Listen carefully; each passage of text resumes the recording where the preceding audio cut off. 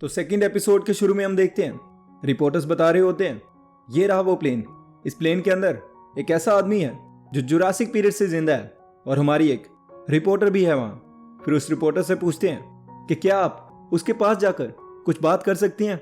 वो रिपोर्टर बोलती है मैं बात करने की कोशिश करती हूँ, और जैसे ही बात करने के लिए नज़दीक जाती है पिकल उसको लेकर लेट जाता है। यूएस मिलिट्री उस लड़की के लिए पिकल को मारती है पर पिकल को कोई फर्क नहीं पड़ता। फिर पिकल खड़ा हो जाता है और पता चलता है कि ये कितना भी शांत क्यों ना हो जाए, लेकिन ये है तो जंगली ही और इसे रोक पाना नामुमकिन है। आज पूरा जापान समझ गया कि ये अपनी जिद पर आ गया तो आर्मी भी इसका कुछ नहीं बिगाड़ सकती। कुछ लोगों ने इसको रोकने की कोशिश की और कुछ लोग अभी तक शॉक में हैं। सबका रिएक्शन अलग था, लेकिन सबकी नजर सिर्फ उस पर थी। ये जंगली कभी भी कुछ भी कर सकता है, कोई नहीं जानता कि इसका अगला कदम क्या होगा। पूरा जापान में तहलका मच गया और पिकल वहीं सो गया। तभी नेक्स्ट सीन में हम देखते हैं साइंटिस्ट बताते हैं कि मैं जो बताने जा रहा हूं वो एक थियरी है।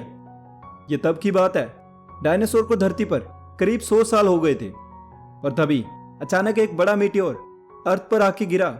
ये बात तो दुनिया में हर किसी को पता होगी, पर उस मीटियोर के गिरने से दुनिया कैसे तबाह हुई ये आज शायद दुनिया में बहुत कम लोग जानते होंगे। मीटियोर के गिरने से एटमॉस्फेयर में डस्ट क्लाउड बनने लगे जिससे सूरज की रोशनी रुक गई। कुछ ही दिनों में अर्थ का टेम्परेचर -270 डिग्री तक पहुंच गया, यानी अर्थ और स्पेस का टेम्परेचर सेम हो गया।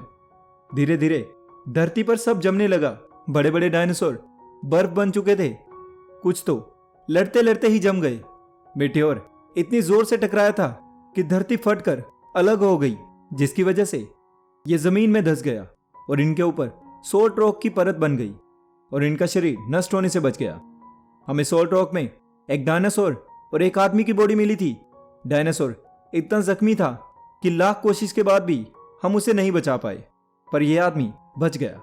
हानेडा एयरपोर्ट पर जो हादसा हुआ वो बहुत ही शर्मनाक था। उस रिपोर्टर के साथ जो हुआ वो दुनिया में किसी औरत के साथ नहीं होना चाहिए। पर आपको समझना होगा कि यह आदमी 200 मिलियन साल बाद उठा है। इसका मतलब यह है कि यह दूसरे युग से आया है। धरती पर माने जाने वाले नियम और कानून इसकी समझ से बाहर है। यह सही गलत का फर्क नहीं समझता। नेक्स्ट सीन में हम देखते हैं यूएस मिलिट्री बेस पर पहुंचकर लोग नाराजगी जिता रहे थे। वो रिपोर्टर जिस पर हमला हुआ वो बहुत ही ज्यादा पॉपुलर थी। हजारों लोगों की भीड़ जमा हो गई। लोगों का कहना है कि एक औरत के साथ इतना बड़ा हादसा होने के बाद भी यूएस मिलिट्री शांत क्यों है। और तभी यूजिरो हानमा आता है और बोलता है मैं जानता हूं पिकल यहां है, मुझे अंदर जाना है। और यूएस मिलिट्री वाले रोकने की कोशिश करते हैं। यूजिरो हानमा गुस्से में उस मिलिट्री वाले को देखता है। 2 सोल्जर एक दूसरे को मारने लग जाते हैं और तीसरा सोल्जर अपने आप को ही मारने लग जाता है। ऐसा लग रहा था जैसे यूजिरो हानमा ने कोई जादू कर दिया हो। और फिर अचानक यूजिरो हानमा बोलता है रुक जाओ, और ऐसा लगा जैसे कमांडर ऑफ चीफ ने ऑर्डर किया हो। तीनों रुक जाते हैं। यूजिरो हानमा बोलता है तुम तीनों ने बिल्कुल सही फैसला लिया। अगर तुम में से कोई भी लड़ने के अलावा भागने की कोशिश करता तो मैं तुम तीनों को मार देता।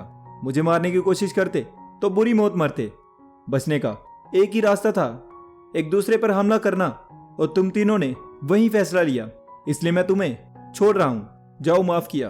और मिलिट्री बेस के अंदर चला जाता है।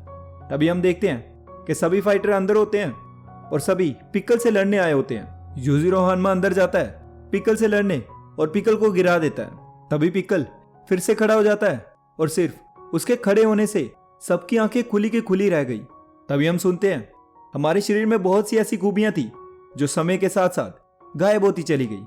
इस आदमी में वो काबिलियत है कि इसका छोटे से छोटा कदम किसी को भी हैरान कर सकता है। ये देखने के बाद कहीं ये फाइटर्स लौट तो नहीं जाएंगे। इन्हें देख के लगता है ये सब इससे जल रहे हैं। और फिर मिलिट्री के सभी सोल्जर आ जाते हैं। यूजिरो हानमा से रिक्वेस्ट करते हैं कि यहां से चले जाए, और फिर सभी फाइटर्स को मिलिट्री बेस के 10-15 किलोमीटर दूर छोड़ के आ जाते हैं। और इसी के साथ हमारा ये एपिसोड खत्म हो जाता है। तो गाइज, अगर ये वीडियो आपको अच्छी लगी तो लाइक कर देना, चैनल पे नए हो तो सब्सक्राइब कर देना और कमेंट करके बताना कि वीडियो का कौन सा पार्ट आपको सबसे ज्यादा अच्छा लगा।